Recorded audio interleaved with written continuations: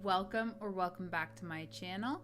My name is Chantel, but you can call me Chanty, and today I'm going to be talking about brushes and how to use them. So there are a lot of makeup brushes out there, and they're all different sizes and shapes. It can be a little confusing what to use for what, and there's not really any right or wrong answers. There are just intended uses for the brushes, and that's what I'm going to talk about today. A big factor when it comes to brushes is the brush density.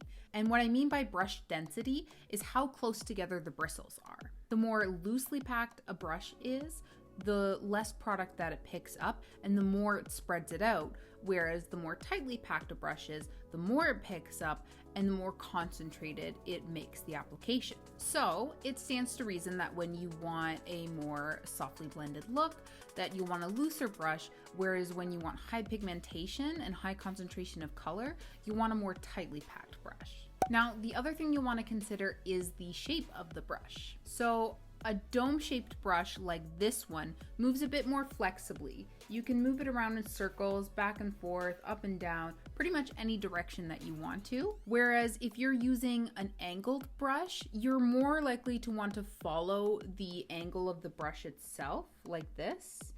If you move it backwards, it's more likely to cause skipping in your makeup, and that's when you're likely to get like patches and concentrations of makeup in areas that you don't necessarily want it. Now, larger brushes are more typically used for your face area, so foundation, bronzer, blush, highlight, whereas smaller brushes are typically used for your eye area to get more detail.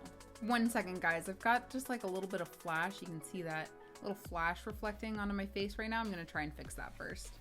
There we go. I think I fixed the issue. Sorry, I had to do some shifting around to be able to get the light out of my face.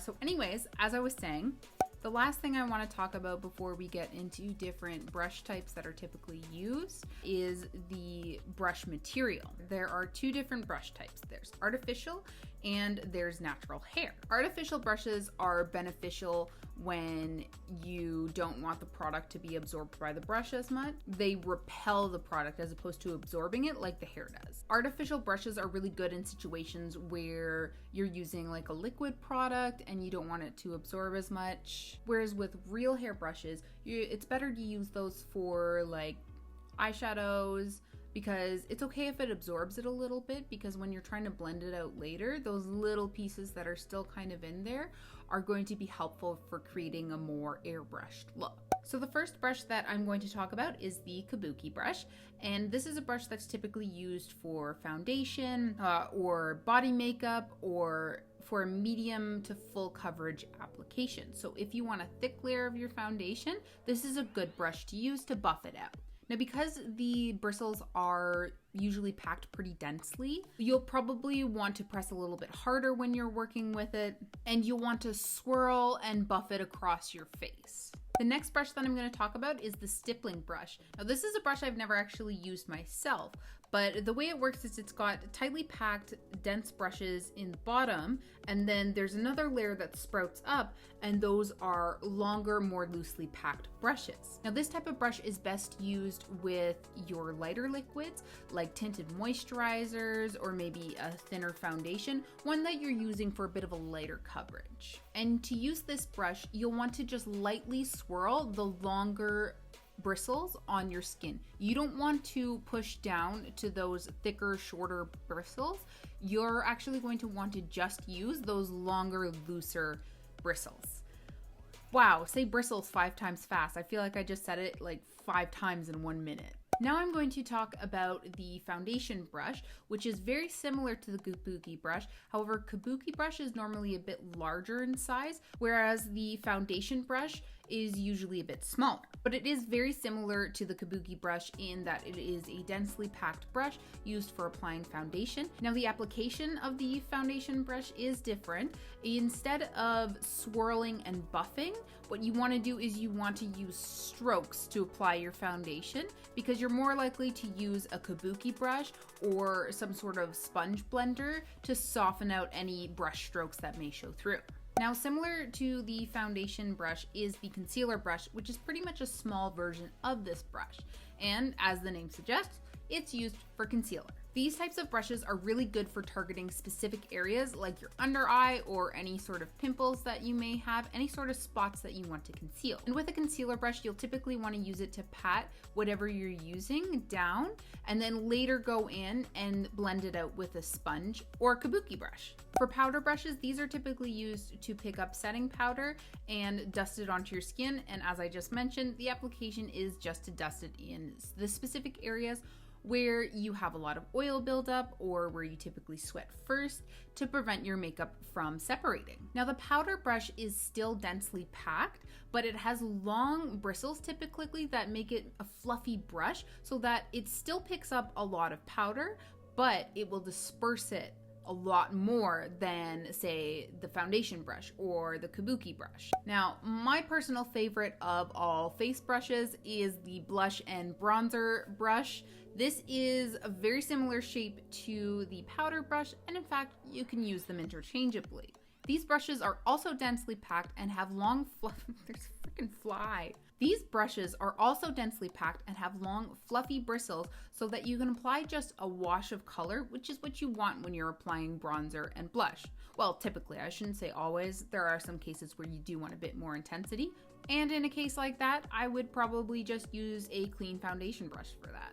For these brushes, the way you want to apply them is if you're applying bronzer to be moving more in a swiping motion, whereas when you're applying blush, you'll be wanting to swirl more. I'm just gonna stop here for a moment because I'm saying should a lot and I'm saying you will, things like that. If this is not how you use any of these brushes, there is no judgment. Makeup is a creative game and you can use it any way that you want. I'm just going to reiterate that this is just explaining the theory and intended uses of these brushes. Now there are two types of highlighter brushes that I want to talk about. One is the fan brush and the second is long tapered and more densely packed. The difference between the two is that the fan brush is going to diffuse the powder more, so it's going to be a bit of a softer look, whereas if you want that highlighter to pop, you'll want to use the more densely packed brush. For both of these brushes, you'll want to apply your highlight in a back and forth motion. The next brush that I'm going to talk about is the eyeshadow shader brush.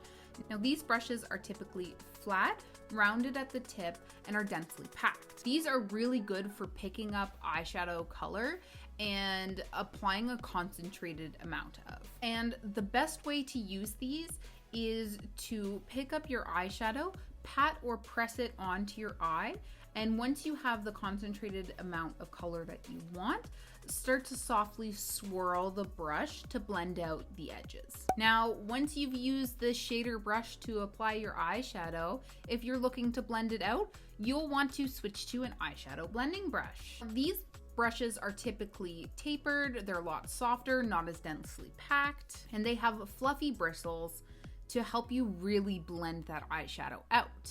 Eyeshadow blending brushes, you can swirl, you can swipe back and forth. The nice thing about their typical dome or tapered shape is that they're really flexible for blending out your makeup. Now, a brush that I've only recently started using are pencil-shaped brushes. These brushes are really good for smudging out cream eyeliner so you can get a smoky eyeliner look, or they're also really good for underneath your eye to apply concentrated amounts of eyeshadow and blend at the same time with less fallout. These brushes are typically stiff, densely packed, and taper out at the end of the brush. To use these brushes, what you'll want to do is swipe back and forth over top of whatever product you're trying to smoke out or smudge out. Last but not least, we have the eyebrow brush. These are densely packed, short, and usually have an angle to the bristles. This brush is typically used for filling in any patches or sharpening up the edges of your eyebrow. Eyeshadow brushes typically have spoolies on the end of them that you can use to brush out your eyebrows once you've applied the product. This helps remove any excess powder or gel that you may have put into your eyebrow, so then it has a more natural look to it. I hope this video was helpful to you guys. I must say, I feel like I talked a lot. My throat does feel a little bit strained right now from all the talking. So I think I'm just gonna go and chug a liter of water right now to help that out. If you found this helpful, make sure to like this video and subscribe to my channel. Otherwise, thank you so much for watching, guys. Take it easy. Foundation, blush, brush, but it works very similarly. Now the application of the foundation brush, Kabuki's just such a fun word to say. Kabuki.